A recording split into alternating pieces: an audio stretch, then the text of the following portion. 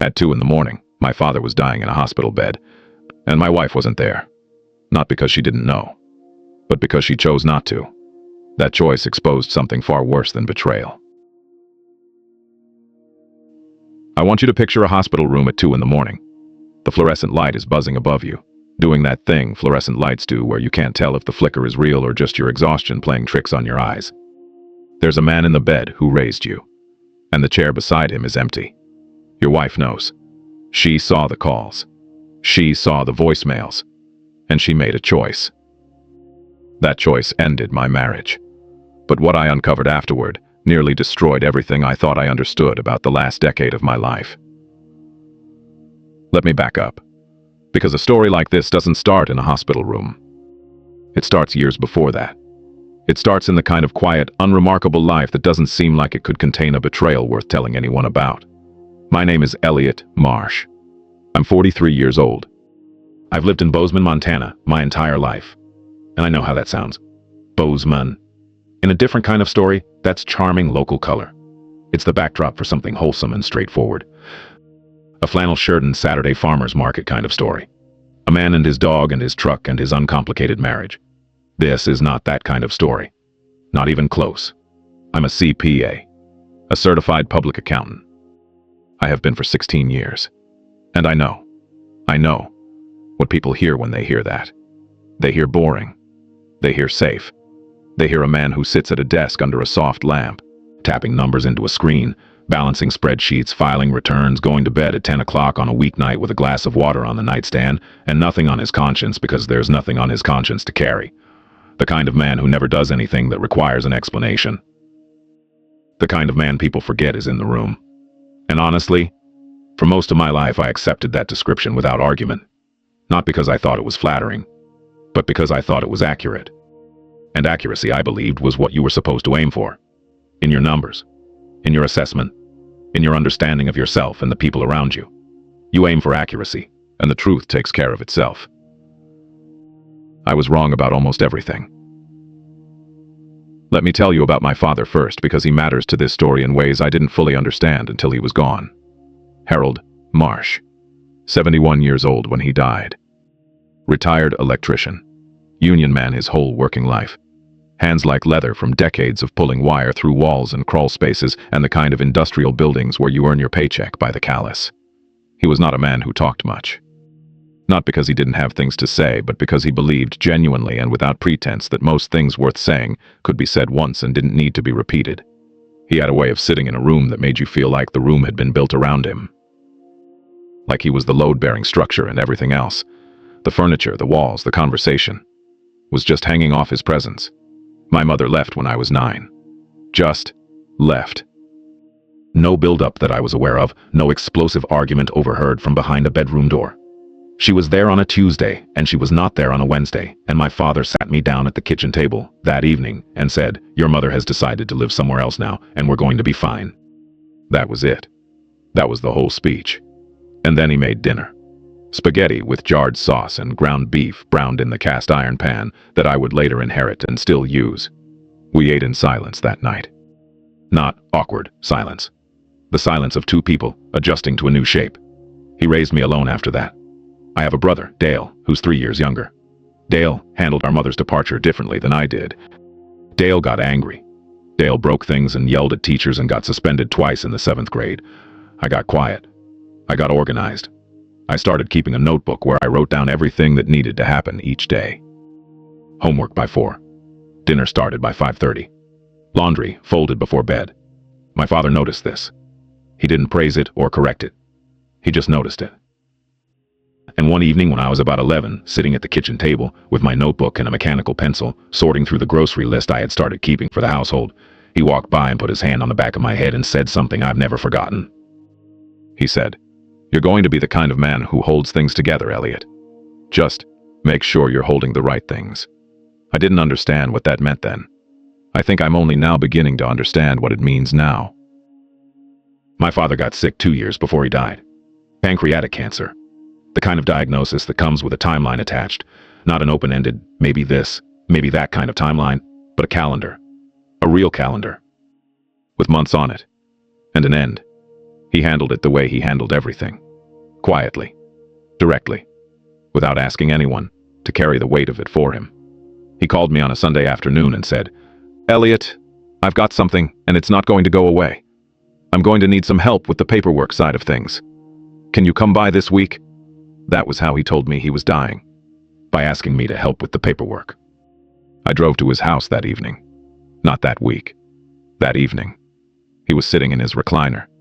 The brown one with the fabric worn smooth on the armrests. The one that had been in the same spot in his living room since I was a teenager. His reading glasses were pushed up on his forehead. There was a file folder on the end table next to him. He had already organized everything. The deed to the house. The title to his truck. His life insurance policy, modest but fully paid up. His bank statements printed out and arranged by month. A handwritten list of every bill, every recurring payment, every account number, filed neatly in a folder with a label on the tab that said, in his square, careful handwriting, for Elliot. He looked up when I came in and said, "I made coffee. Sit down. Let me walk you through this." We sat there for 3 hours. He walked me through every document. He answered every question I asked and anticipated several I hadn't thought to ask yet. He was clear.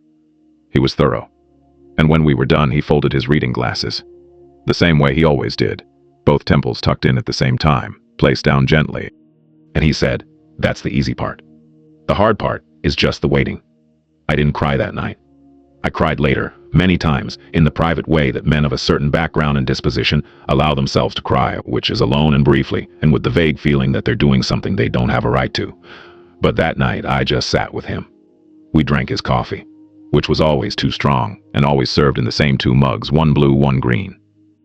He gave me the blue one. He always gave me the blue one. My wife's name was Sandra. Sandra Reese when I met her. Sandra Marsh after we married.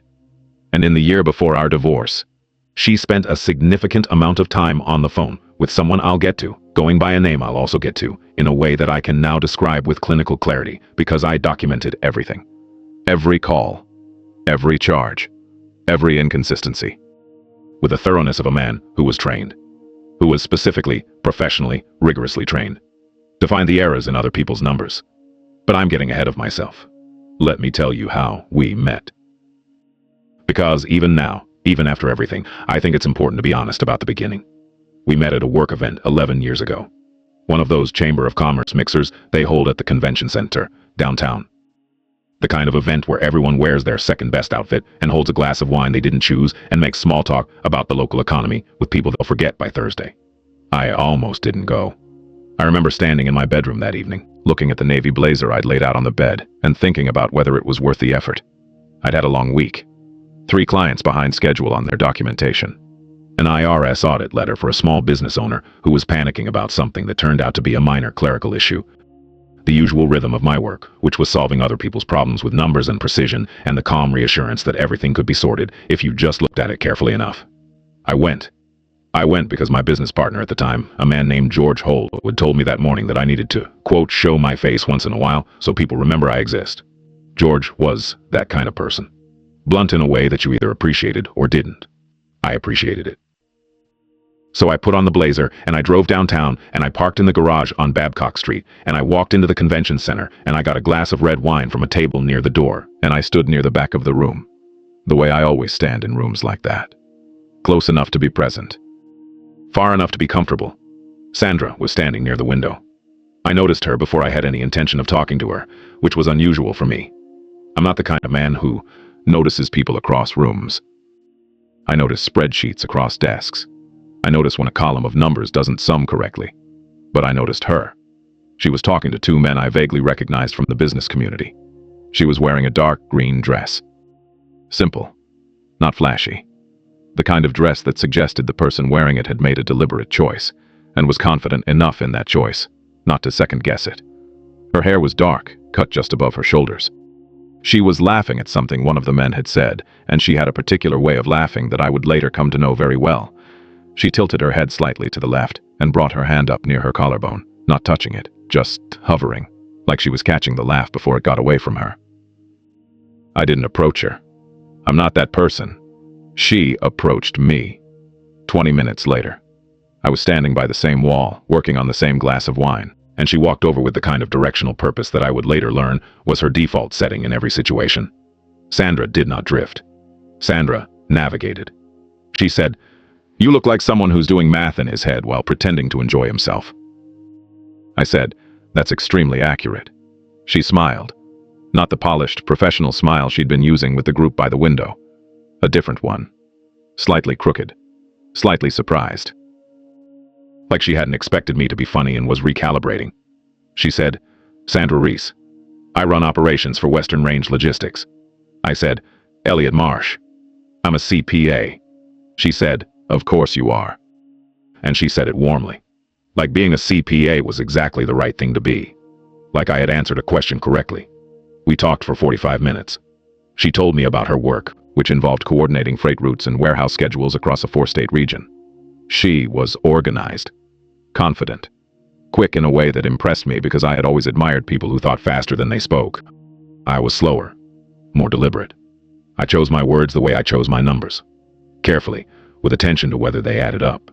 She noticed this about me and she seemed to find it interesting rather than tedious, which was not my usual experience with new people. We exchanged cards. I called her 3 days later, which was 2 days later than I'd wanted to call, but 1 day later than I thought was appropriate. And I asked her to dinner, and she said yes without hesitation. Our first date was at a restaurant on Main Street called the Copper Whiskey. Not a fancy place. A steak and baked potato kind of place with wood paneling and dim lighting and a bartender who remembered what you ordered. She ordered a bourbon, neat. I ordered a beer. She told me about growing up in Billings. About her father, who had managed a feed store. About her mother, who had been a school nurse and who had died 3 years earlier from a stroke that came without warning on a Tuesday morning while she was checking a first grader's temperature. She told me this without performing grief. Just stated it. Like it was a fact she had already integrated into the architecture of her life. I told her about my father. About the house. About being raised by a man who communicated in actions and silences and the occasional sentence that carried the weight of a paragraph. She said, "He sounds solid." I said, "He is." She said, "I like solid." And then she paused, and she looked at me across the table with an expression that I would spend years trying to decode and that I now understand was assessment. She was measuring me, not unkindly, but precisely. She was figuring out what I was and what I could be and what I would tolerate and what I would not. And I sat there in the amber light of the Copper Whiskey, holding my beer, feeling seen in a way that I mistook for being known. Those are different things. Being seen is when someone identifies your surface. Being known is when someone understands your depth. Sandra saw me perfectly. She never knew me at all. She used to call me her glacier, which she meant as a compliment, and I took it as one. We were sitting on the back porch of the house. My house, the one I'd bought with savings I'd accumulated since my late 20s, the one with my name on the deed on a summer evening about 2 years into our relationship. The light was doing that thing it does in Bozeman in July, where it turns everything golden and slightly unreal, like the world has been filtered through honey. She had a glass of wine. I had a beer. We were watching the sky do its slow transition from blue to amber to that deep purple that settles over the valley when the sun drops behind the mountains. She said, "You know what you are, Elliot." I said, "Tell me." She said, "You're a glacier. Slow, steady, massive. Once you start moving in a direction, nothing changes your course." She took a sip of her wine. She said, "Glaciers don't reverse course. They just keep going." I remember feeling a warmth when she said that. A sense of being accurately described by someone who had taken the time to observe. I didn't think about the rest of it. I should have. I should have thought more carefully about what glaciers eventually do to the landscape they cross. They carve valleys. They grind stone to dust. They reshape everything in their path, slowly and irrevocably, and when they're done, the terrain is unrecognizable. She meant it as a description of my steadiness, but it was also a description of what happens when my steadiness finally has a direction. We married in the 3rd year. Small ceremony. The courthouse in Bozeman, followed by a dinner at the Copper Whiskey with 18 people. My father was there. He wore a suit I had never seen before, and which, based on the slightly different shade of the jacket and pants, I suspected was assembled from 2 different suits. He shook Sandra's hand at the end of the evening and said, "Welcome to the family." Take care of each other. Simple. Direct. The way he said everything. Dale was there with his wife, Carol, and their son, Michael, who was 7 at the time, and who spent most of the dinner drawing on his napkin with a pen he'd found somewhere. I remember looking around that table and thinking, this is what a life looks like. Not extraordinary. Not a movie. Just a collection of people who had agreed to be connected and were honoring that agreement in the most ordinary way possible, by sitting at a table and eating a meal and being present. Sandra moved into the house in the 4th year. The house was mine. I want to be clear about that. Not out of possessiveness, but out of the kind of precision that becomes important later. I had purchased it with money I'd been saving since my late 20s. Methodically. Consistently. A set amount from every paycheck deposited into a separate savings account that I did not touch for anything. Not a vacation, not a car repair, not a moment of weakness. I saved that money with the specific intention of owning something solid. Something with my name on a deed that meant I had arrived at a place worth arriving at. A house in Bozeman with a view of the mountains, and a yard with a fence and a garage where I kept my tools and my father's old tackle box and 2 mountain bikes neither of us had ridden in years, but which I kept because getting rid of them felt like admitting something I wasn't ready to admit. Sandra moved in and she made it beautiful. That part was real. I don't begrudge her that. She redesigned the kitchen from a space I had been using for its most basic function. Coffee in the morning, reheated leftovers at night, a microwave and a toaster and a counter I wiped down but never thought about. Into something a person might actually enjoy spending time in. She chose the tile. A muted gray-blue that caught the light in a way I wouldn't have predicted. She chose the countertops. Butcher block. Warm and practical, and somehow exactly right. She hung curtains I wouldn't have picked. She planted a garden I wouldn't have planned. She turned the spare bedroom into a reading room with built-in shelves and a chair by the window, where in the evenings I would sit with a book and look out at the mountains and feel, for the first time in my adult life, like I was living inside a space that had been designed with care rather than assembled out of necessity. She made the house into a home, and then she systematically dismantled everything it was built on. The marriage was not bad in the beginning. I want to be honest about that. Because the easier version of this story is one where I was always miserable. One where I always somehow knew, where there were signs from the first week. Where the audience can nod and say, of course it was obvious, how could he not see it? But that's not what happened. What happened was that for several years the marriage was simply good. Not extraordinary. Not the kind of love that poets write about, or that movies build their third act around. Just 2 people who had agreed to share their lives and were doing it with reasonable success. We had a routine. I know that word sounds boring, and maybe it is, but I've come to believe that routines are the infrastructure of a life. They're the beams and joists and load-bearing walls. You don't notice them until they're gone, and then everything collapses. Our routine was this. I woke at 6. Sandra woke at 6:30. I made the coffee because I was particular about the ratio, and she was not. She made breakfast because she enjoyed it, and because she had turned the kitchen into a space where making breakfast felt like a worthwhile activity rather than a mechanical obligation. We ate together most mornings. Not every morning. There were days when she had early calls and days when I had client meetings that required me to be at the office by 7:30. But most mornings we sat at the table and drank coffee, and she told me what her day looked like, and I told her what mine looked like, and there was a comfort in that exchange that I didn't know how to value until it was gone. In the evenings we had dinner together 4 or 5 nights a week. She cooked more than I did. I cleaned. We watched something on television sometimes, or she worked on her laptop while I read, and the house was quiet in a way that felt inhabited rather than empty. Saturdays we ran errands. The hardware store. The grocery store. The kind of domestic rhythm that seems like nothing when you're inside it and becomes everything when you step outside and realize it was the whole structure of your contentment. Sundays I saw my father. Every Sunday. Without exception. I drove to his house and we sat in his living room and we watched whatever game was on and we didn't talk much, and when we did talk it was about practical things. The house, the weather, whether the truck needed new tires. And it was enough. Sandra came with me sometimes. Not often. She was polite to my father in the way that someone is polite to a piece of furniture they respect but don't feel connected to.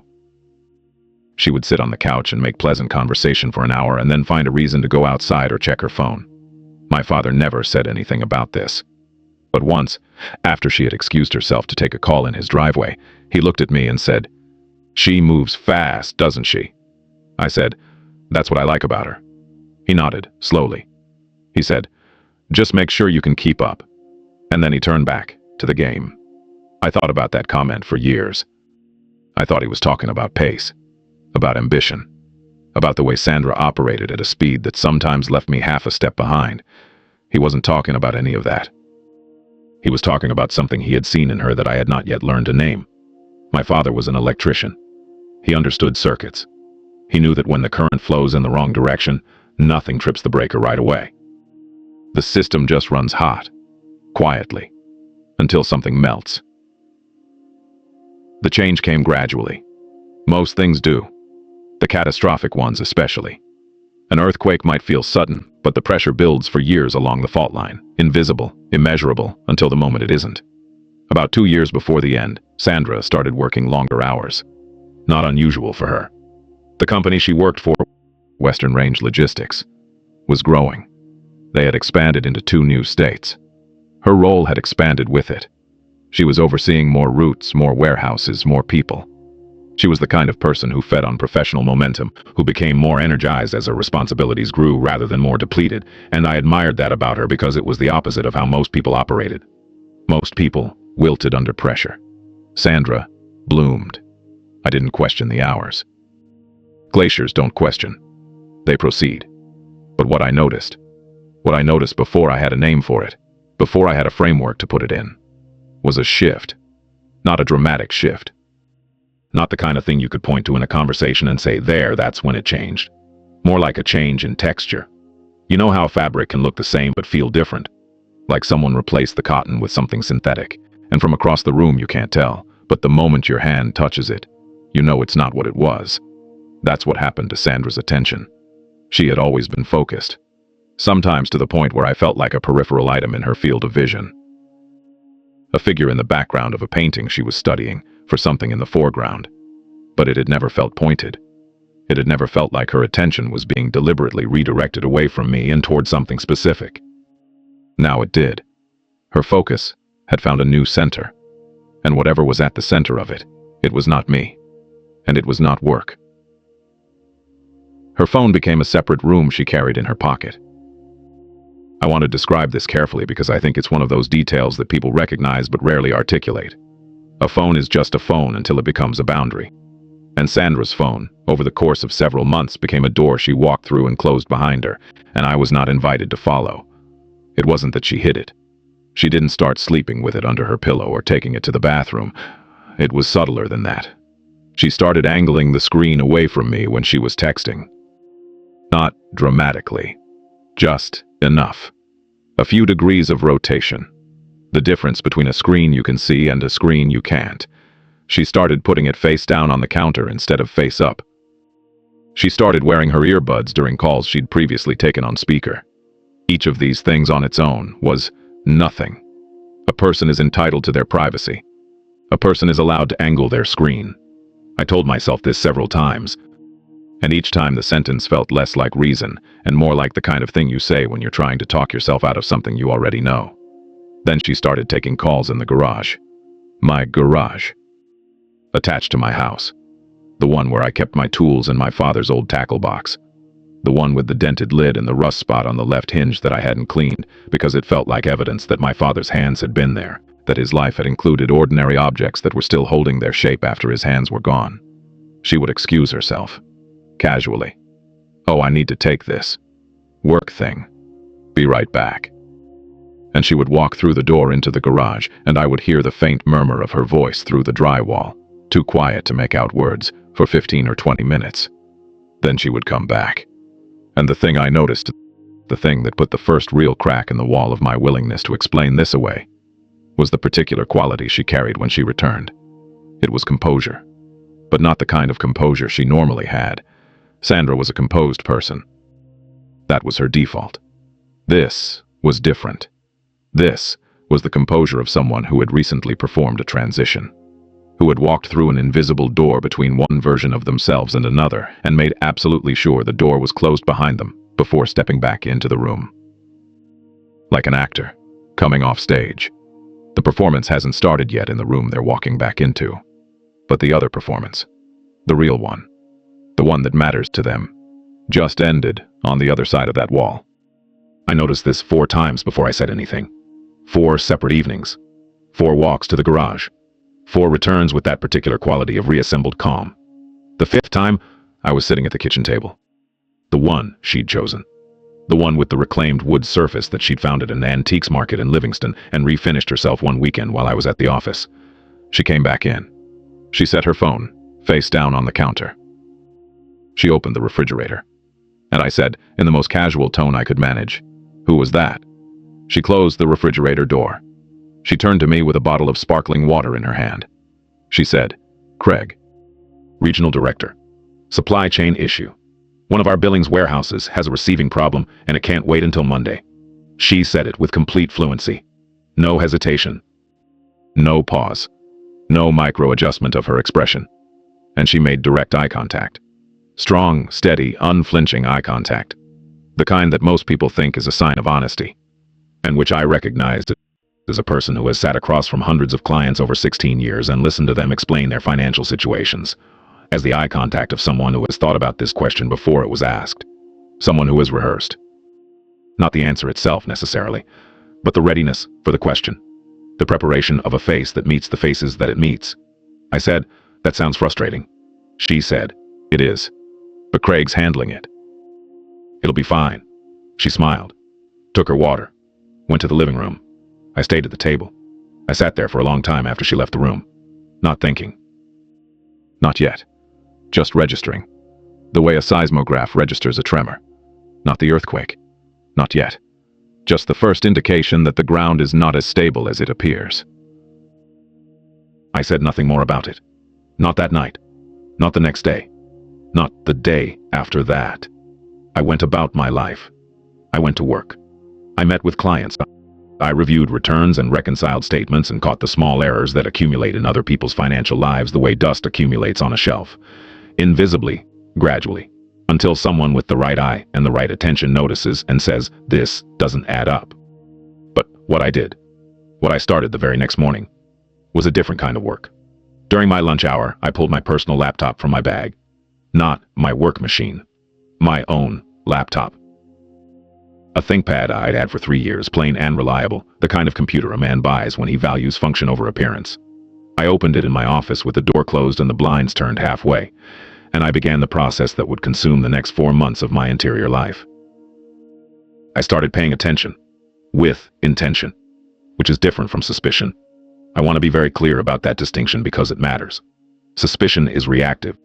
Suspicion is what happens when you feel something is wrong, and you react to that feeling. You snoop.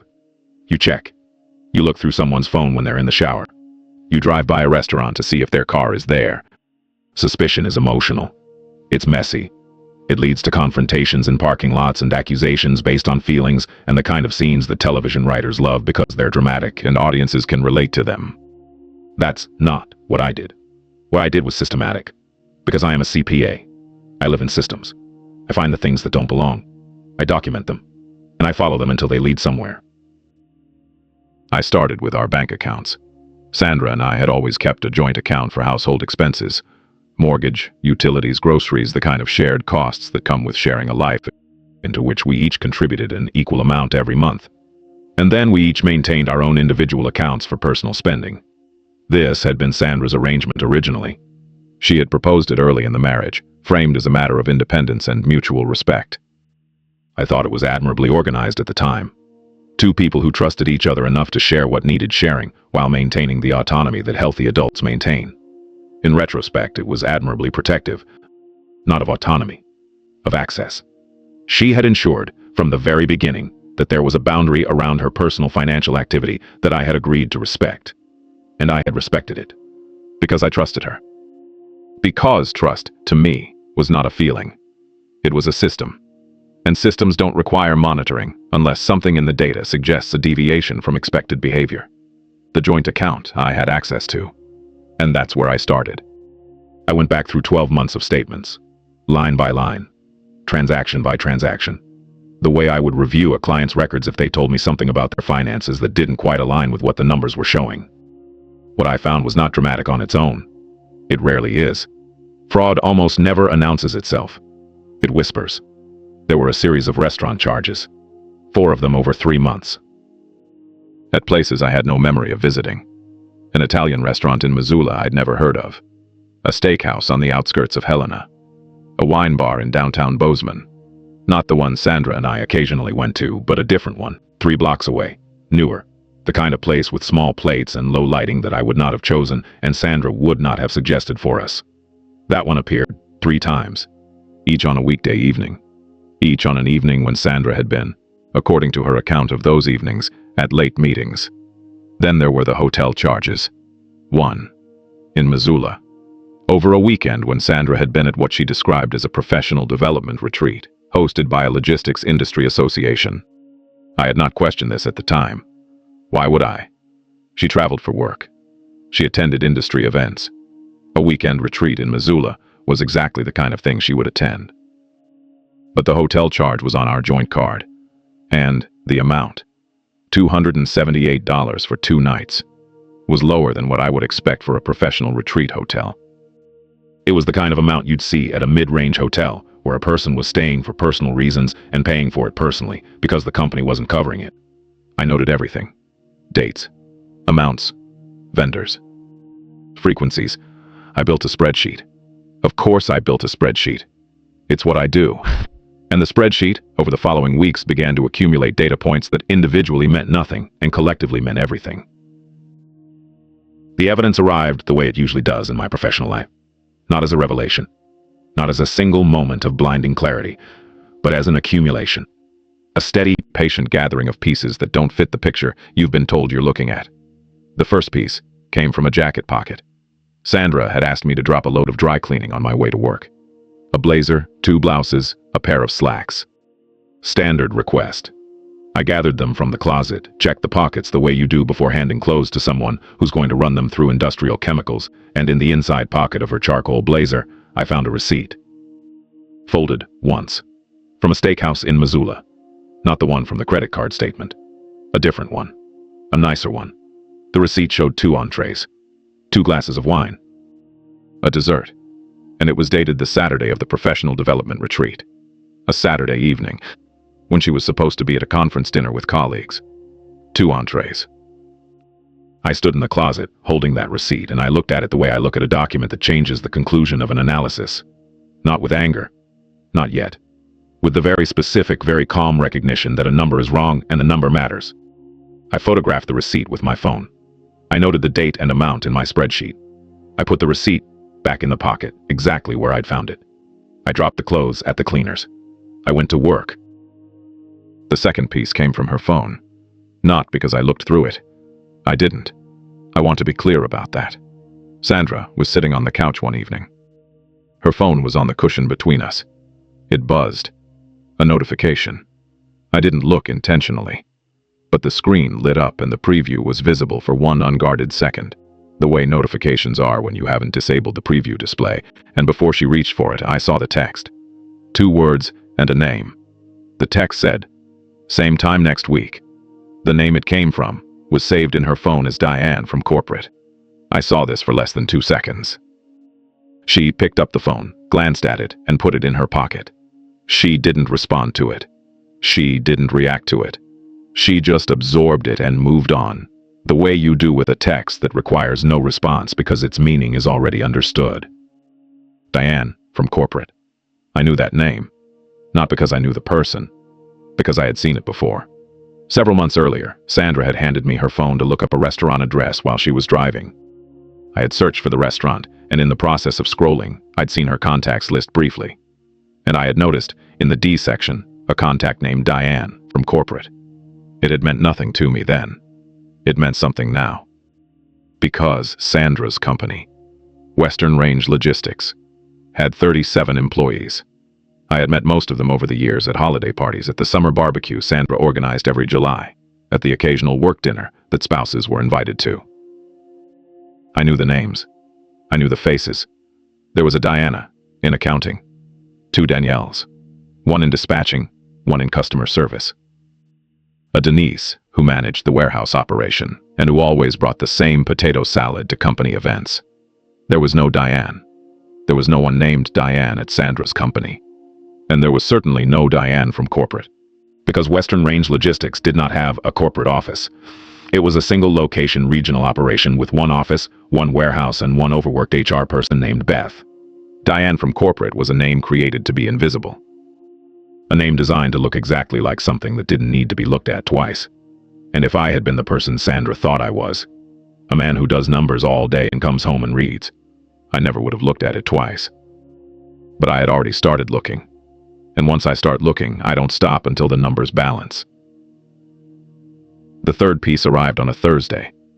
And this one was not subtle. This one was the piece that made everything else coherent. The piece that took the scattered data points and aligned them into a narrative that I could no longer explain away or choose to unsee. I had come home early, 4:30 instead of my usual 6. A client meeting had been canceled. An elderly couple who were having their taxes done for the first time since the husband's retirement and who had called that morning to reschedule because the wife wasn't feeling well. I wished her a quick recovery. I gathered my things. I drove home. I pulled into the driveway. Sandra's car was there. Not unusual. Her schedule was flexible. Some days she was home by 4, other days not until 7. I came in through the mudroom. That's the side entrance.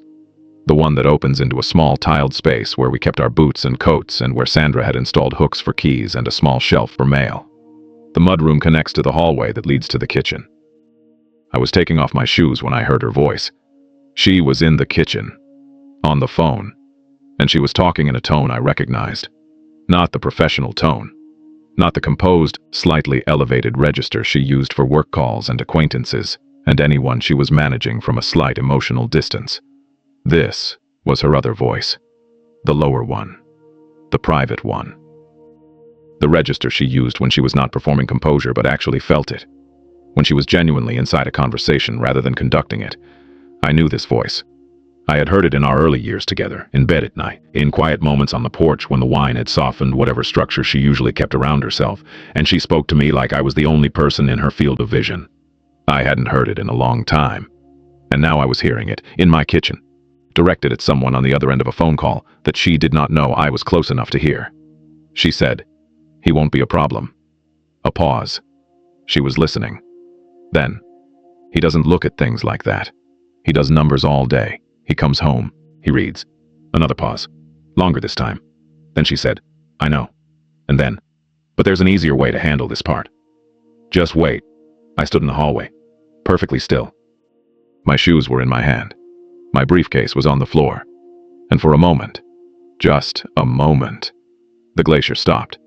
Not because it didn't know which direction to go, but because it needed 1 second, one single second, to register the full weight of what it had just heard before it started moving again. He won't be a problem. He doesn't look at things like that. There's an easier way to handle this part. Just wait. She wasn't talking about a supply chain issue. She wasn't talking about a warehouse problem. She was talking about me.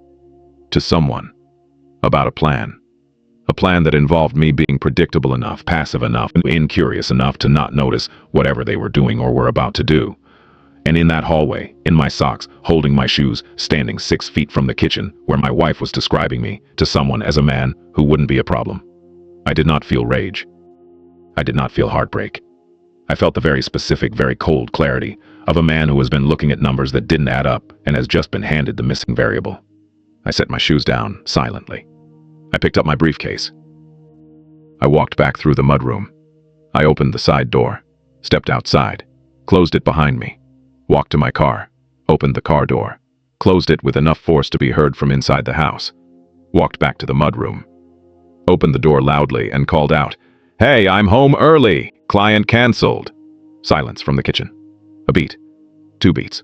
Then Sandra's voice, bright and easy. "Oh, hey! I'm just on a call. Be right out." I went upstairs. I changed my clothes.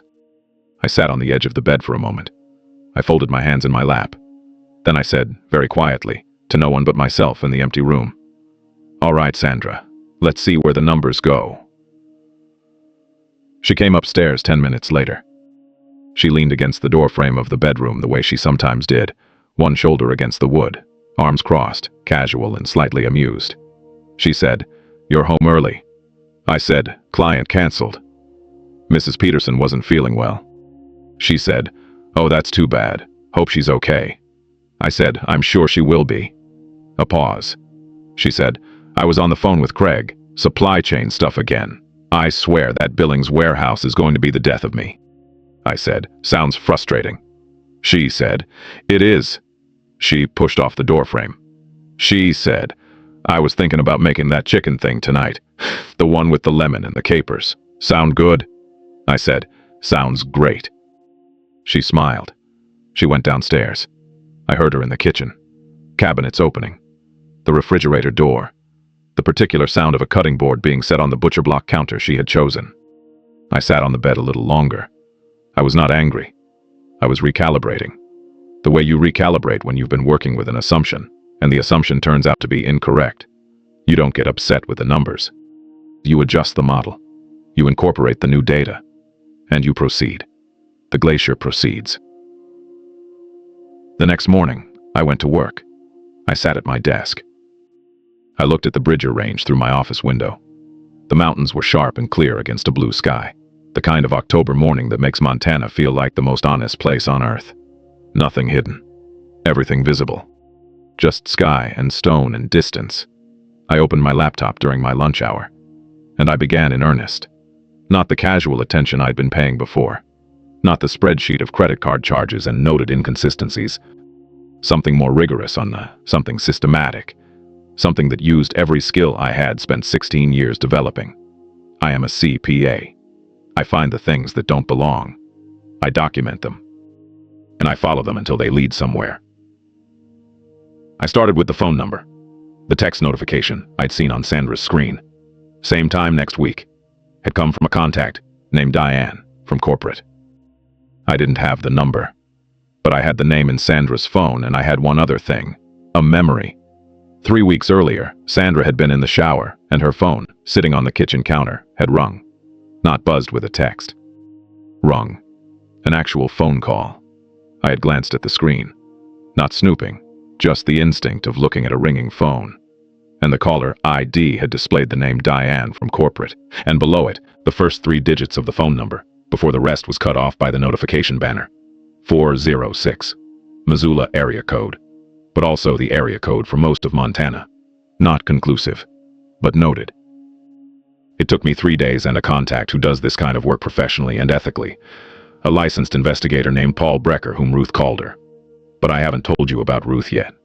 I'm getting ahead of myself again. The phone number belonged to a man named Derek Colton, 38 years old, owner of a private real estate investment firm called Colton Acquisitions, based in Missoula, Montana. Well capitalized by available records. No prior marriage. No publicly filed legal issues. A clean profile. The kind of clean that, in my experience, either means the person is genuinely clean or the person is very good at keeping things off the record. I looked at his business filings. I looked at his property records. I looked at the public data available for Colton Acquisitions, which was a Wyoming-registered LLC.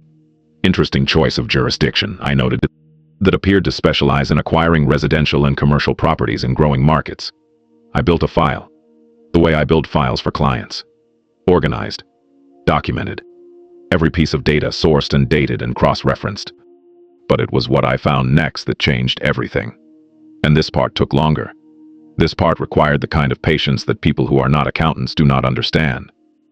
The patience of following a thread through a maze of public records and corporate registrations and property transactions, each piece connecting to the next with the quiet logic of a system that was designed to be followed by someone with exactly my skills. Derek Colton's firm had, in the previous 3 years, acquired 4 properties in Gallatin County, the county where Bozeman sits. 3 of them were commercial parcels, near the edge of the city, out toward the areas where development pressure was building as Bozeman grew, as it had been growing for years, swelling with newcomers and investment and the particular economic momentum that turns Montana farmland into Montana subdivisions. Those 3 parcels were unremarkable in themselves. Smart investments. Well-timed. The kind of acquisitions that a competent real estate investor would make if they had good market intelligence and patience. The 4th property was different. The 4th was a residential property. A house. Acquired 6 months ago. For below market value. I pulled the county records. I read the transaction details. I looked at the address. And then I stopped. Because I knew that address. I had grown up at that address. I had eaten 10,000 meals in that house. I had sat in that living room watching football games with a man in a brown recliner who gave me the blue mug and kept the green one for himself. The previous owner, listed in the county records, was the estate of Harold Marsh, my father. I sat with that for a very long time, in my office, with the door closed, with the mountains visible through the window, impassive, enormous, indifferent to the small human catastrophe unfolding in front of a laptop screen on a Tuesday afternoon. My father's house. The house where he had raised me and Dale after our mother left. The house where he had made spaghetti on a Wednesday night and told us we were going to be fine. The house where he had sat in his recliner and organized his own end with the thoroughness of a man who wanted to make sure nothing was left for someone else to clean up. I had sold that house. After he died. It was part of the estate. I was the executor. The only child who was equipped to do it. Dale is a good man, a carpenter, a wonderful father, but financial systems are not his strength, and he had told me directly, "You handle it, Elliot. I trust you." And I had handled it. I had listed the property. I had accepted an offer. I had signed the documents. I had believed at every step that I was conducting the process correctly and fairly and in accordance with the responsibilities of an executor who takes his obligations seriously. The sale price had been $312,000. I had been told by the real estate agent who facilitated the transaction, an agent recommended by my father's attorney, that this was a fair price given the condition of the property and the current market. I had accepted this because I was exhausted, because my father had just died, because the grief was enormous and shapeless, and the only way I knew how to carry it was to attach it to a task and finish the task and move on. Because I wanted it done, and someone had known that. Someone had known exactly when I would be at my most exhausted, my most ready to accept a reasonable-seeming offer, my most willing to sign and close and be done with the weight of it. Current market value of the property, based on comparable sales in the past 6 months, $480,000. A difference of $168,000. I pulled the sale documents from my files. The buyer of record was an LLC, not Colton Acquisitions. A different name. High Plains Property Holdings. Registered in Wyoming. Wyoming LLCs do not require disclosure of beneficial ownership in their public filings. That's why people register them in Wyoming. That is the specific intended purpose of that particular feature of Wyoming corporate law. To make it difficult to determine who is behind the entity. It is, in its way, an elegant piece of structural design. I would admire it if it hadn't been used to steal from my father's estate. I sat with this for a longer time. I don't know how long. The light changed in the window. The shadows moved across the floor. The mountains turned from blue to gray to the darker gray that comes when the afternoon starts to let go and the evening hasn't quite arrived. I thought about my father, about his reading glasses, about the file folder labeled for Elliot, about the way he folded his glasses, both temples at the same time, set down gently, a small act of care for an ordinary object that cost $12 at the pharmacy, about his hands, about his voice, about the last time I saw him alive, in that hospital room, when the light was institutional and flat and he was sleeping, and I held his hand and it was still warm, and I said, "I'll take care of everything, Dad," because that was what I always said, and that was what I always did, and I had failed. I had failed to take care of everything. Someone had used my grief against me. Someone had watched me carrying the heaviest thing I'd ever carried, and had calculated, precisely and deliberately, the exact moment when the weight would make me careless. And the person who had given them that calculation, the person who had provided the information, who had told them when to move, who had described my patterns and my vulnerabilities and my predictable, reliable, glacial nature to someone who used it to take my father's house for $168,000 less than it was worth. That person was sleeping in my bed. I called Ruth Calder, not my business accountant. I am an accountant. Ruth was my personal attorney. She had handled my father's estate the previous year. She was the one who had walked me through the probate process and the tax implications and the disposition of assets in a way that was thorough and honest and devoid of the particular kind of professional hand-holding that I, as a fellow professional, did not need or want. She had the quality I most respected in any professional. She did not tell me what I wanted to hear. She told me what was true. I had already called her once before, weeks earlier, when I first began to suspect the affair. I had told her I believed my wife was having an affair and that I had overheard a conversation that suggested there may be a financial dimension to the situation I didn't yet understand. I had asked her to review my position. What was mine? What was protected? What was vulnerable? She had asked me to bring everything. The property documents for the house. The bank accounts. The business records from my accounting practice. My practice was a separate entity. I had incorporated it before the marriage as a professional corporation, structured, at the advice of the attorney who helped me set it up, in a way that insulated it from personal financial events. This had not been a decision made in anticipation of divorce. It had been a decision made because I understood, professionally, that mixing personal and business liability was the kind of structural error that looked fine until it wasn't. The kind of error that sits quietly in your foundation for years, and then, one day when the ground shifts, it cracks and everything above it falls. I didn't make that error. Because I am careful. Because careful is what I am. Ruth had reviewed everything over 2 appointments and told me the practice was protected. The house was more complicated. I had purchased it before the marriage. My name was the only name on the deed. But in the years since, marital funds had been used for improvements. The kitchen renovation, the new roof, the landscaping, and for carrying costs in ways that created a potential claim. She walked me through what was defensible and what was not. I listened carefully. I asked specific questions. I took notes. That was the first consultation. Now, I was calling her again, with something different, something bigger. I laid out what I had found. The property. My father's house. The LLC. High Plains Property Holdings, registered in Wyoming. The connection to Derek Colton's firm. The timeline. The property acquired 6 months after my father's death, during a period when I was executor of the estate and Sandra was living in my house and sleeping in my bed and listening to my phone calls and watching me grieve. The price differential. $168,000. I told her about the overheard conversation. He won't be a problem. He doesn't look at things like that. There's an easier way to handle this part. Just wait. I told her what I thought those words meant in this context. There was a silence on the other end of the phone. Not a long one, but a significant one. Ruth said, "Elliot, if what you're describing is accurate, your wife may have had prior knowledge of the acquisition. She may have provided information about your father's estate and his property that facilitated a below-market purchase." I said yes. She said, "That's not just a marital issue." I said, "I know." She said, "Who else knows what you found?" I said, "Only you." She said, "Let's keep it that way for now." I want to describe the next 3 weeks honestly, because this is the part of the story where a different kind of person would have walked through the front door with a confrontation. The accumulated evidence in hand, the righteous anger on their face, the need for the scene, the need for the moment, the need to watch someone's face change when they realize they've been caught, to see the composure crack, to hear the denial start and then crumble, and then reform into pleading or rage or whatever it becomes when a person who has been hiding is suddenly standing in the light. I understand why people need that.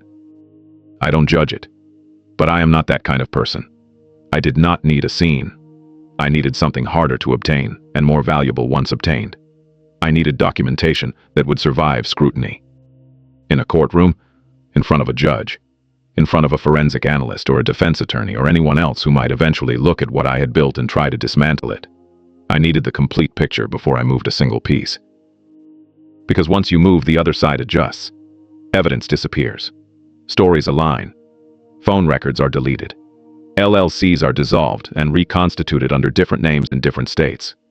The window between action and reaction is small. And if you move too early with an incomplete picture, you lose the one advantage you have, which is that the other side doesn't know you're looking. So I waited. And I worked. And I went home every evening and sat at the dinner table across from Sandra and ate the food she had cooked and listened to her tell me about her day and responded appropriately and smiled when smiling was expected and nodded when nodding was expected, and at no point did my face do anything other than what it normally did. Because I am a glacier, and glaciers do not telegraph their direction. They simply move. I hired a forensic accountant. Her name was Patricia Wells. Ruth recommended her. Patricia specialized in identifying financial fraud in estate and property transactions. She had worked on cases involving probate manipulation, elder financial abuse, coordinated undervaluation schemes, and the particular category of fraud that involves using inside information to position a buyer to acquire property at below market value. She was a small woman with sharp eyes and gray hair pulled back in a clip, and the manner of someone who had spent 25 years looking at numbers that other people had tried to hide and finding them anyway. I liked her immediately. Not because she was warm, she wasn't. Because she was precise. I gave her everything I had. The property records, the sale documents from my father's estate, the comparable sales data, the LLC registration for High Plains Property Holdings, the connection to Derek Colton's firm, the timeline, the credit card statements, the restaurant receipts, the notes from my spreadsheet. Everything. She took it all. She spread it out on the conference table in her office in Helena. I drove 2.5 hours each way for that meeting, and it was worth every mile. And she looked at it with the particular focused attention of a professional who recognizes the shape of a thing before she understands every detail. She said, "This is organized." I said, "I'm a CPA." She said, "I know. That's why Ruth called me. She said you'd have half my job done before I started." She spent 2 weeks building a documented analysis. 2 weeks. During which I went to work and came home and ate dinner with Sandra and talked about nothing and said nothing and felt the weight of what I knew sitting in my chest, like a stone that had no edges but enormous mass. There were nights when Sandra was asleep beside me, and I lay awake in the dark, staring at the ceiling, thinking about my father's house, about the tackle box in the garage with the rust spot on the left hinge, about the for Elliot file, about the blue mug and the green mug, about the fact that someone had taken something from my father's legacy. Not from me. From him. From his 31 years of mortgage payments and repairs and the slow, quiet accumulation of equity that a working man builds over a lifetime. They had taken a piece of that, and the person who had helped them do it was breathing softly beside me, in the bed, in the house, in the life that I had built, with the same kind of patience my father had taught me. I did not wake her. I did not confront her. I lay in the dark, and I waited. Because the numbers weren't done yet. Patricia's analysis, when it was complete, was 43 pages. She presented it to me in her office in Helena on a Thursday morning. I had told Sandra I had a client meeting out of town, which was, in its way, true. Patricia walked me through every page. Her conclusion was precise and damning. The transaction, the sale of my father's house, bore characteristics of what she called a coordinated undervaluation scheme. In plain language, this meant that inside information about the estate's timeline, when the property would be listed, what condition it was in, what the executor's emotional state and decision-making posture were likely to be, had been used to position a buyer to make an offer at the precise moment when acceptance was most likely. The buyer had known exactly when to move. They had known the property's condition. They had known the market. And they had known, crucially, that the executor, me, was a grieving son who wanted the process to be over, who would look at a reasonable-seeming number and accept it because the alternative was prolonging a task that was attached to the worst thing that had ever happened to him. Patricia laid out what she called the information chain, the sequence of knowledge that would have had to exist for the acquisition to have happened the way it did. Someone had to know when the property would be available. Someone had to know the executor's timeline and willingness to sell. Someone had to know the financial details of the estate. Someone had to have access to all of this information in real time, as it developed, as decisions were being made. The executor of my father's estate had been me. The inside information about my timeline and decision-making had come from the person who lived in my house, who listened to my phone calls, who watched me grieve, who sat across from me at dinner while I talked about probate and listing and how I just wanted it handled so I could focus on what mattered. My wife had told Derek Colton when to move. And Derek Colton had bought my father's house for $168,000 less than it was worth. I read Patricia's report twice. Then I read it a third time. Then I folded my hands on the table and I looked at her and I said, "What do we do with this?" She said, "That depends on what you want to happen." I said, "I want what was taken to be accounted for." She said, "Then we go to law enforcement and we go to your attorney and we build this the way it needs to be built, which is carefully and completely and without anyone on the other side knowing it's coming until it arrives." I said, "How long?" She said, "As long as it takes to do it right." I said, "I can wait." She looked at me. She said, "I believe you can." I filed a police report on a Tuesday morning in October. The air that morning was cold. The first real cold of fall. The kind that comes to Bozeman not gradually but all at once. like someone opened a door to a room that had been sealed since April, and the cold that had been gathering behind it came through in a single breath. I drove to the Gallatin County Sheriff's Office. I parked. I sat in my car for a minute, not because I was hesitant, because I wanted to be sure that my mind was clear, that my language would be precise, that I would present this the way it deserved to be presented, which was without emotion and without embellishment and with the full weight of documentation that I had spent months building. I went inside. I sat across from a detective named Marcus Webb. He was maybe 50, lean, quiet face, the quality of someone who had seen a great many things and was not easily surprised, and who listened not for what you were telling him, but for what you were arranging around the thing you were telling him. I recognize this quality because I have it too, the ability to see the structure behind the presentation. I laid the documentation in front of him. Patricia's 43-page analysis. The LLC registration for High Plains Property Holdings. The comparable sales data showing the price differential. The timeline connecting the sale to Derek Colton's firm. The property records. Everything. He read through it. Quietly. Methodically. He turned pages the way I turn pages, with the specific attention of someone who knows that details matter and that the detail you skip is always the one that turns out to be important. He asked 3 questions. One about the timeline of my discovery, one about the real estate agent who had facilitated the sale, and one about Sandra. He asked it simply. He said, "Does your wife know you found this?" I said, "No." He looked at me. He said, "How long have you been sitting on this?" I said, "About 4 months." Something crossed his face. Not surprise exactly. More like recognition. The recognition of a particular type of person. He said, "I'm going to need to bring in someone from the Financial Crimes Unit. This is beyond what I handle directly, and I need to tell you, Mr. Marsh, do not discuss this with anyone other than your attorney, not your wife, not your brother, not anyone." I said, "I understand." He said, "You seem like a patient man." I said, "I'm a CPA." He almost smiled. Almost. I went home that evening. I made dinner. Pasta with a simple sauce. Garlic, olive oil, crushed tomatoes, a little red pepper flake. Not fancy. Functional. The kind of meal you make when you need to use your hands for something ordinary, while your mind processes something extraordinary. Sandra came home at 6:30. She set her bag on the counter. She said, "Oh, you cooked?" I said, "Nothing special, just pasta." She said, "It smells good." We sat at the table. The table she had chosen. The reclaimed wood table from Livingston. The table where we had eaten 1,000 meals and talked about nothing of consequence, and built the architecture of a life that she was secretly hollowing out from the inside, while I sat across from her and passed the bread. She told me about her day. A logistics issue with a new client. A driver who had called in sick and left a route uncovered. The usual rhythms of her work, delivered with the usual cadence of a person who is performing the role of spouse, the way an actor performs a role they've been in too long. Competently, but with a faint distance, a hairline crack between the words and the person saying them. I listened.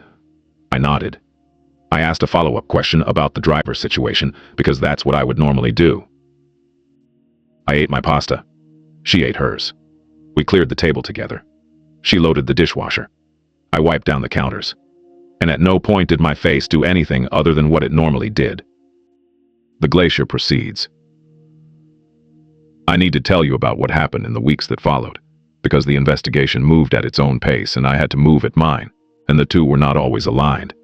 The Financial Crimes Unit assigned a detective named Wheeler, I only ever knew her last name, who contacted Ruth and arranged to receive the documentation I had compiled. Ruth served as the intermediary. Everything flowed through her. This was deliberate. Ruth understood, as I did, that the documentation needed to be handled with the kind of chain of custody awareness that would protect it if and when it became part of a formal proceeding.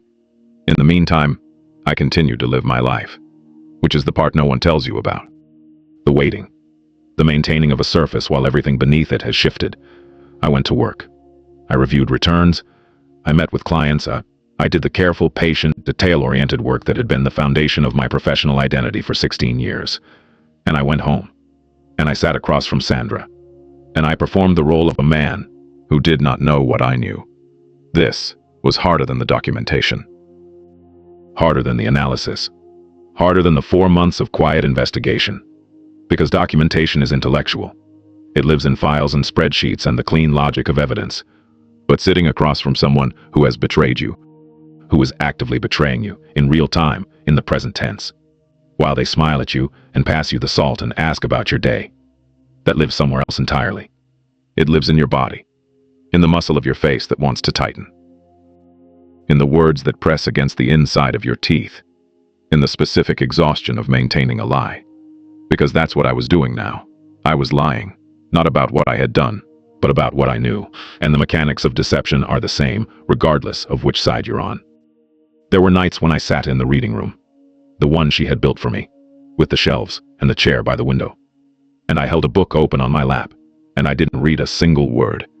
I just sat, looking at the mountains in the dark, thinking about my father's voice, thinking about a brown recliner, thinking about a man who never said more than he needed to say, but who said everything that mattered. Hold the right things, Elliot. I was trying.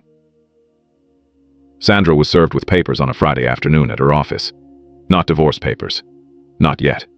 A civil filing, related to the estate of Harold Marsh, citing her as a material witness in a matter involving potential fraud in the disposition of estate property. Patricia had brought in an attorney named Martin Cross who specialized in estate litigation. Ruth was coordinating between them. The filing was precise, clinical. It laid out the facts without accusation, framing the matter as a question of whether the disposition of the estate property had been compromised by undisclosed conflicts of interest and inside information. I learned she had been served when her attorney. She had retained one within hours, a man named David Pellman from a firm in Billings, called Ruth. I was at my office, reviewing a client's quarterly returns. A dentist's office with clean books and straightforward deductions. Ruth called me at 3:45. She said, "Sandra's been served." Her attorney called mine. She paused. She said, "How are you doing, Elliot?" I said, "I'm reviewing Dr. Hansen's quarterlies." She said, "I mean personally." I said, "I know what you mean. I'm fine." What did her attorney say? Ruth said, "The usual opening moves. He wants to know the scope of the filing. He's testing the edges." I said, "Let him test." She said, "All right." I went back to the quarterlies. 40 minutes later, my phone rang. Sandra. I looked at the screen. Her name.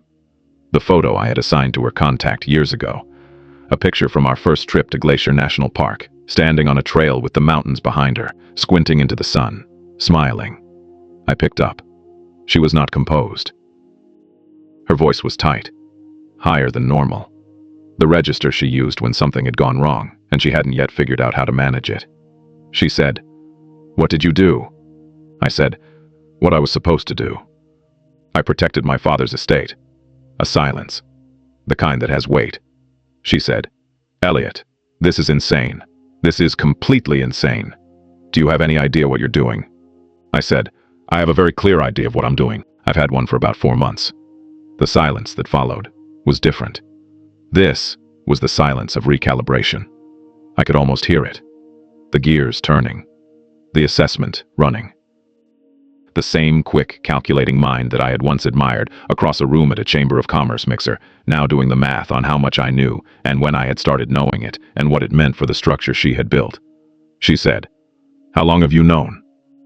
I said, "Long enough to document it properly." She said, "Elliot, listen to me. Derek, he's just a friend. The property thing was just an investment opportunity. I mentioned your dad's house in conversation. I didn't know what he was planning. I said, "Sandra." She stopped. I said, "I'm a CPA. I find the things that don't belong. You told someone I do numbers all day and come home and read. You were right about the numbers. You underestimated the reading." Silence. The particular silence of someone who has run out of versions to try, who has reached into the bag of faces and found it empty. I said, "I'd like you to be out of the house by the end of the month. We can discuss the logistics through our attorneys." She said, "You can't do this." I said, "I already did." I hung up. I set the phone, face down on my desk. I looked at the mountains through the window. The Bridger Range. Blue, and distant, and indifferent. I took a breath, and then I went back to Dr. Hansen's quarterly returns. Because the numbers don't stop needing attention just because your life has changed. The numbers are always there, waiting to be balanced. Sandra moved out 3 weeks later. She took her clothes. She took the art she had brought into the marriage.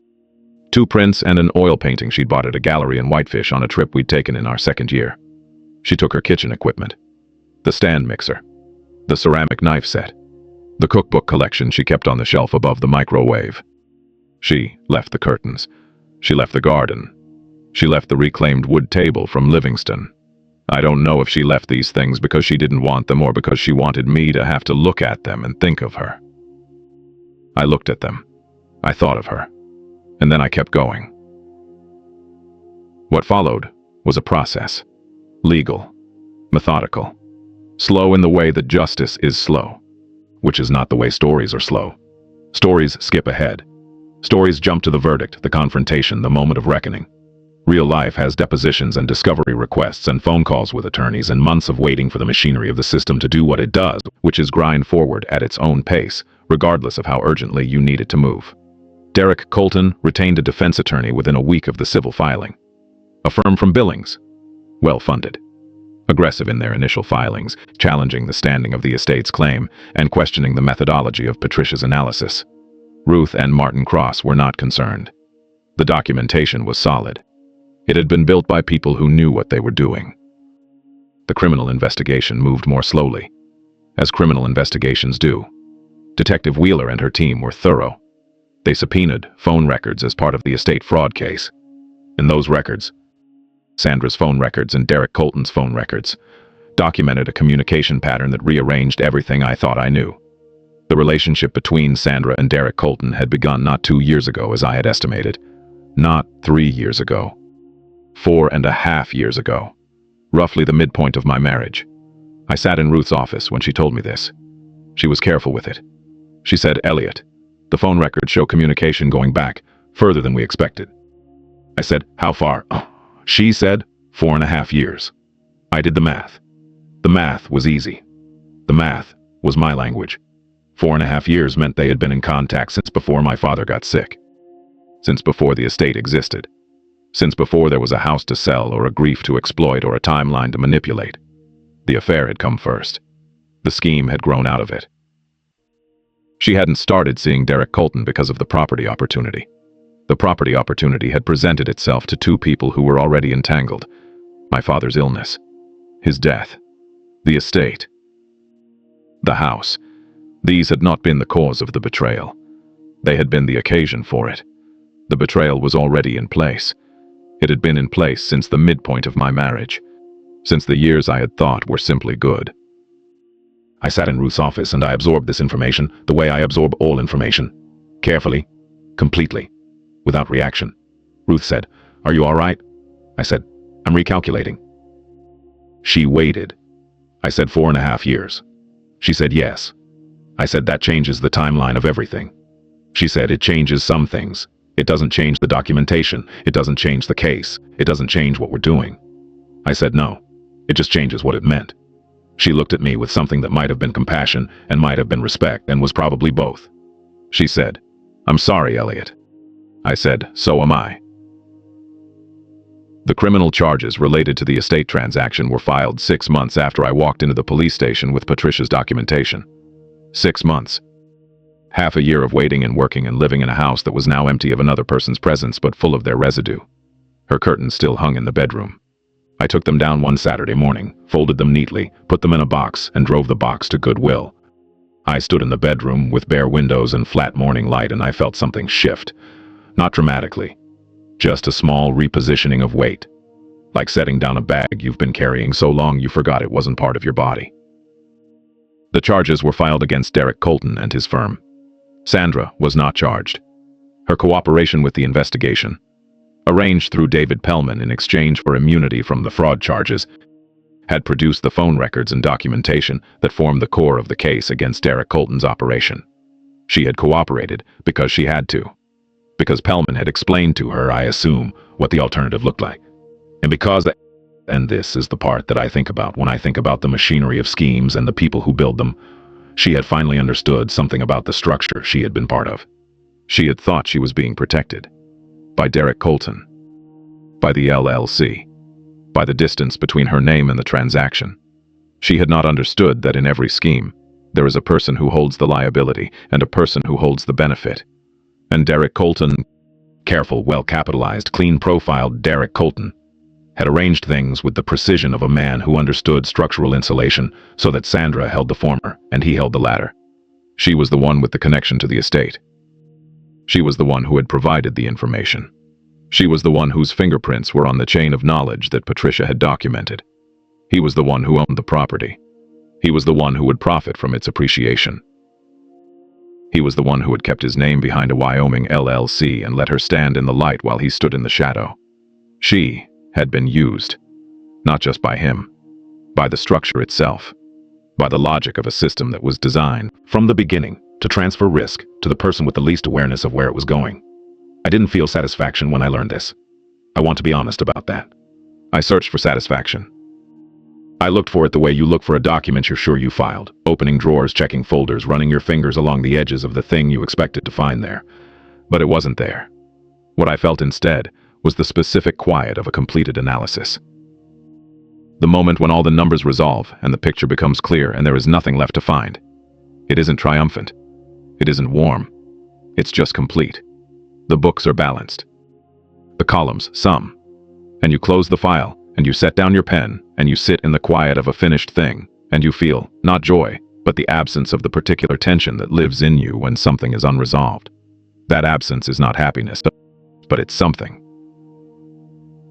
The divorce was finalized in the spring. A Tuesday. The kind of bright, hard-edged spring day that Bozeman does better than almost anywhere. The sky so blue it looked artificial. The mountains still carrying snow on their peaks, but the valley green and alive and full of the particular energy that comes after a long Montana winter when the world remembers that it knows how to be warm. I sat in Ruth's office and I signed the documents. The house remained mine, as Ruth had worked to establish over several months of proceedings. My name on the deed, my savings in the walls, my father's values in the foundation. The practice remained mine, as it always had been. The professional corporation I had built, brick by brick, client by client, the same way my father had built his career. By showing up and doing the work and being the person people trusted with the things that mattered. Sandra received a settlement that was fair by any objective calculation. I insisted on this, not out of generosity, out of principle. Fair is fair. The numbers are the numbers.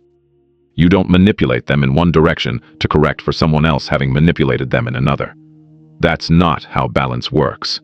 She accepted the settlement without further contest, because she was, by that point, operating with the knowledge that she had a cooperation agreement to maintain, attorney's fees to cover, and a life to rebuild in the reduced circumstances of someone who had bet on a scheme and watched it resolve against her. I don't know where Sandra is now. I don't look. But I need to tell you about the hospital room, because that's where I started this story. And that's where, in some ways, the story actually begins. My father died on a Wednesday night, at 11:47 p.m., in a hospital room at Bozeman Health Deaconess. I was not there when it happened. This is the thing I carry. Not the fraud. Not the affair. Not the 4.5 years of deception. This. I was not there. I had been with him that afternoon, from 1 o'clock until 4, sitting in the chair beside his bed, reading to him from a book about fly fishing that he had loved, a book he'd had on his shelf since the 80s. The spine cracked, the pages soft with use. He was sleeping mostly, in and out. The morphine did that. It kept the pain at bay, but it also kept him at a distance, hovering in that space between consciousness and whatever comes next, surfacing occasionally to look at me with an expression that was not quite recognition and not quite confusion, but something in between. Something like gratitude for a presence he could feel, even if he couldn't fully identify. I left at 4 because the nurse said he was stable, and because Sandra had called and asked when I'd be home, and because I thought that I would come back in the morning and sit with him again. I thought there was more time. There is always supposed to be more time. He died at 11:47. The hospital called me at 11:52. I drove there in the dark, alone. Sandra was not in the bed when I left. She was not in the house. Her car was not in the driveway. I didn't think about this. I was thinking about my father. I drove to the hospital, and I walked through the corridors under the fluorescent lights that buzzed the way fluorescent lights buzz, and I went into his room and he was there. Still. Quiet. His face relaxed in a way it hadn't been in months. The pain was gone. Everything was gone. His reading glasses were folded on the bedside table, both temples tucked in at the same time. Set down gently. The last small act of care for an ordinary object. I sat in the chair beside his bed. I held his hand. It was cool. Not cold yet. Just cool. And I sat there. For 2 hours. I didn't call anyone. Not Dale.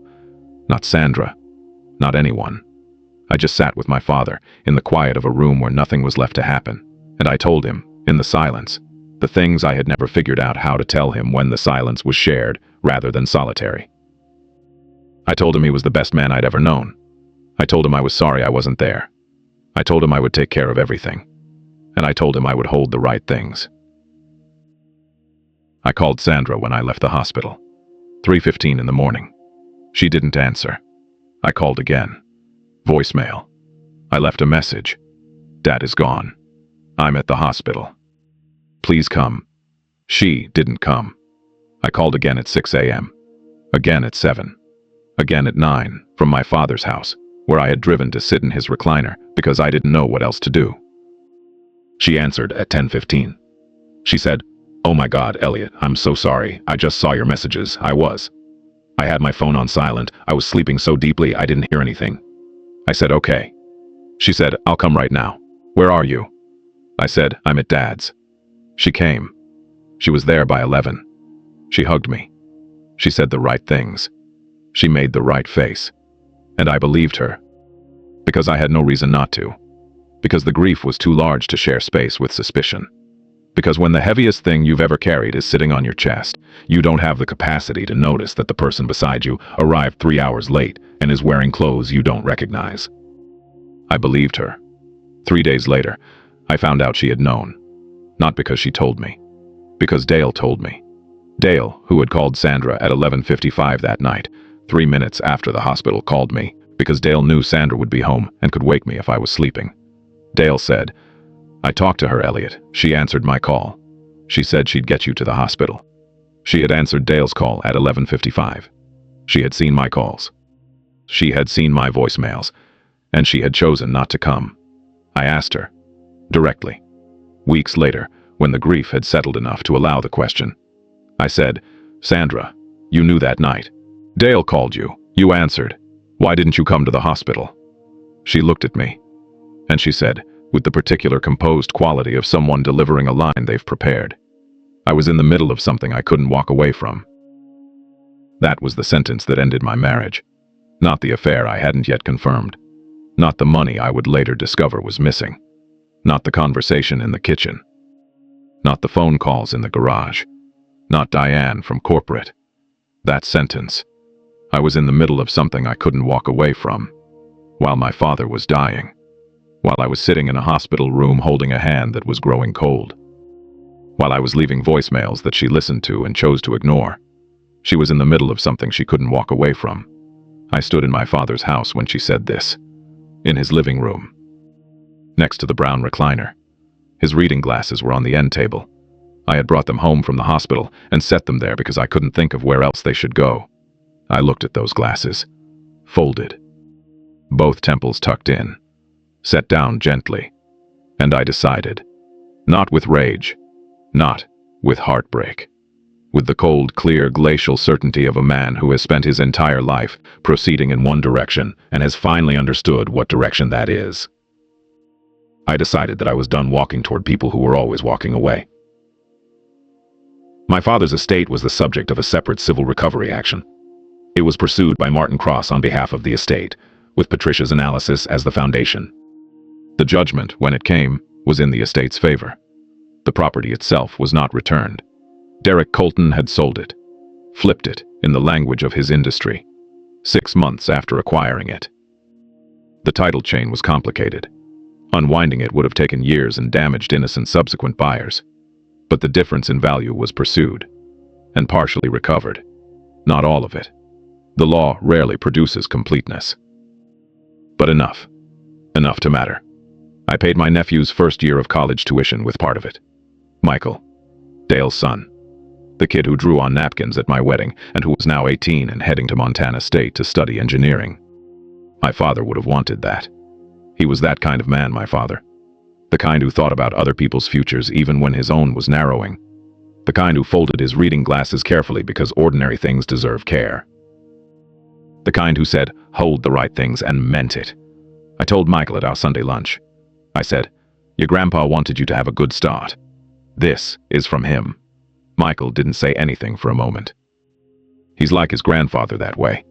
Quiet when it matters. Then he said, thanks, Uncle Elliot. And that was enough. I think about that hospital room sometimes. More often than you'd expect. Not with the sharp grief of the early days. That has softened. Grief does that, if you let it. It doesn't disappear. It just changes texture. Becomes something you carry rather than something that carries you. I think about the light. The specific quality of the light through the window in that room. Institutional. Flat. The kind of light that exists not to illuminate but to simply be present, to fill a space without characterizing it, and yet I remember it as oddly peaceful. As the most honest light I've ever sat in. Because there was nothing in that room that was pretending to be something it wasn't. The bed was a bed. The chair was a chair. My father was gone. And I was there. And for 2 hours in that flat, truthful light, I was exactly where I was supposed to be. No one was hiding anything. No one was performing. No one was calculating. Just a son. And his father. And the quiet. I have an office that overlooks the valley now. Same office, different feeling. On clear days I can see the Bridger Range from my desk. The particular blue of those mountains at distance. Not the sharp blue of a postcard. Something softer. Something that suggests depth rather than displays it. And in winter, the snow makes the whole scene look like something drawn carefully by hand. Precise and still. Like someone took their time with it. I work 4 days a week now instead of 5. This was Ruth's suggestion, actually. She said, Elliot, you have enough clients and enough revenue and enough sense to know that 5 days a week at a desk is a choice, not a requirement. She was right. I took on 2 new clients last year. Small businesses, people just starting out. I enjoy working with people who are building something. There's an honesty to it. A forward motion that I find reassuring. I let 3 other clients go. Clients I had never particularly enjoyed working with. Not because they were difficult. Because they were careless. Careless with their numbers. Careless with their documentation. Careless in the specific way that assumes someone else will catch their errors and that this is an acceptable arrangement. I don't have room for that anymore. I read in the evenings. Sandra was right about that part. I sit in the reading room. The one with the built-in shelves and the chair by the window. I kept the shelves. I kept the chair. I bought new curtains. Simple ones. White. They let the light in without trying to shape it. I run on Saturday mornings. Not far. Not fast. Through the neighborhoods near my house where the streets are quiet and the air smells like pine and cut grass and the mountains are always there at the edge of everything, steady and unhurried and utterly indifferent to the small concerns of the people who live in their shadow. I have learned to cook one meal well. A simple pasta dish. Garlic, olive oil, cherry tomatoes that I have on the butcher block counter. Fresh basil when I can get it. Good Parmesan. It takes 40 minutes. It requires attention. And it rewards it. The difference between a good version and a mediocre version is care. The willingness to watch the garlic and pull it from the heat at the right moment. The patience to let the tomatoes break down slowly rather than rushing them. It's a small thing. But small things, I have learned, are not small. They are the actual size of a life. The moments between the moments. The Tuesday evenings and the Saturday mornings and the quiet acts of care that no one sees and no one applauds, and that constitute, in the end, the only record that matters. I have a standing Sunday lunch with my brother's family. Dale and Carol and Michael. We go to the same restaurant most weeks. A place on Main Street. Not the Copper Whiskey. Somewhere else. Somewhere that has no associations for me other than the ones we're building now. Michael tells me about his coursework. Engineering mechanics. Materials science. The particular challenges of understanding how structures bear weight and how forces distribute through systems and what happens when you get the calculations wrong. I listen with the genuine interest of a man who understands that the young inherit whatever the previous generation chose to leave them. For better and for worse. My father left me his reading glasses and a file folder and a lesson about holding the right things. Sandra left me the knowledge that not everyone who sits across from you at a table is sitting with you. Some of them are just sitting near you, while their attention is somewhere else. In a garage, on a phone, in the middle of something they can't walk away from. I don't carry that as bitterness. I carry it as data. Another column in the ledger. Another number that didn't add up and that I found and documented and resolved. I am not looking for anything in particular. I want to say that clearly. I am not the protagonist of a story about recovery and new beginnings and the next chapter. I am not building toward a moment where I meet someone new and the music swells and the audience feels that everything was worth it because look at what he found on the other side. That's not this story. This is a story about a man who was deceived, who found out, who proceeded correctly, and who is now living the life he would have been living anyway if none of it had happened. Which is perhaps the most honest description of what justice actually produces. Not transformation, not dramatic reinvention, not the cinematic rebirth that stories promise. Just the life that was always yours. Cleared of the weight of what didn't belong in it. The errors removed. The columns balanced. The numbers true. My father used to say that the only number that always tells the truth is 0. He said this to me when I was 13, sitting at the kitchen table, struggling with a math assignment. He was standing at the counter, making coffee. Too strong, as always. He said, "Everything else can be adjusted, Elliot." Reframed. Rounded in one direction or another. People can make a 7 look like an 8 if they want to. They can bury a 3 inside a larger calculation so you never see it. But 0 is what it is. Nothing added. Nothing removed. Nothing that doesn't belong. I didn't understand what he meant then. I thought he was talking about math. He was talking about integrity. About the state of a thing when everything false has been removed and what remains is just what remains. No excess. No deception. No weight that someone else placed on you without your knowledge or consent.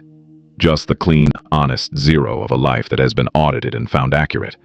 I'm getting closer to that, I think. Some days I feel it. Sitting at my desk. Looking at the mountains. Drinking my coffee. Still too strong, my father's recipe, the one habit I inherited that I have no intention of correcting. Some days it's just an ordinary Tuesday, and the light is flat, and the work is routine, and that there is nothing remarkable about any of it. And that is exactly the point. The unremarkable days are the ones that belong to you. The ones that no one is scheming around. The ones that no one is timing or calculating or arranging to coincide with your maximum vulnerability. They're just days. Your days, and they add up. I keep my father's reading glasses on my desk. Not displayed. Not mounted. Just sitting there. Near the edge, up beside a pen holder and a small stone I picked up on a hike last fall. Both temples tucked in. Set down gently. Sometimes when I'm working, I glance at them. And I think about a man who folded his glasses carefully because he believed that ordinary things deserve the same care as extraordinary ones. Who raised 2 sons by himself because the person who was supposed to be there decided to be somewhere else. Who said we're going to be fine and made it true by the sheer force of being the kind of person who means what he says. Who built a life brick by brick, paycheck by paycheck, meal by meal, Sunday by Sunday, and left it to his sons not as wealth but as evidence. Evidence that a man can be solid, that a man can be trusted, that a man can hold the right things and keep holding them, even when the weight is heavy, even when no one is watching. Even when the landscape shifts beneath him and the ground cracks and everything he thought was stable turns out to be just a surface over a deeper instability. He held the right things. And when he set them down, when he folded his glasses for the last time and set them on that hospital table, he set them down gently. Because that's how you treat the things that matter. With care. With attention. With the steady, unhurried patience of a man who knows that the only number that always tells the truth is 0. Glaciers don't reverse course. They just keep going. Slowly. Steadily. Reshaping everything in their path. Not with violence and not with speed. With the quiet, relentless weight of something that knows exactly what direction it's moving and sees no reason to stop. I am 43 years old. I live in Bozeman, Montana. I have an office that overlooks the valley, and a house that is mine, and a practice that I built, and a nephew whose tuition was paid by a grandfather who never stopped thinking about the future even as his own was ending. I am not looking for anything in particular. I am not waiting for anyone. I am not the glacier Sandra described. Something slow and passive, something that could be predicted and managed and moved around. I am the glacier she didn't account for. The one that noticed. The one that documented. The one that waited until the picture was complete and then moved with the full, irrevocable weight of a man who has been trained his entire life to find the things that don't belong. I found them. Every single one. And I removed them. And what's left is mine. Clean. True. Balanced to zero. Nothing added. Nothing removed. Nothing that doesn't belong.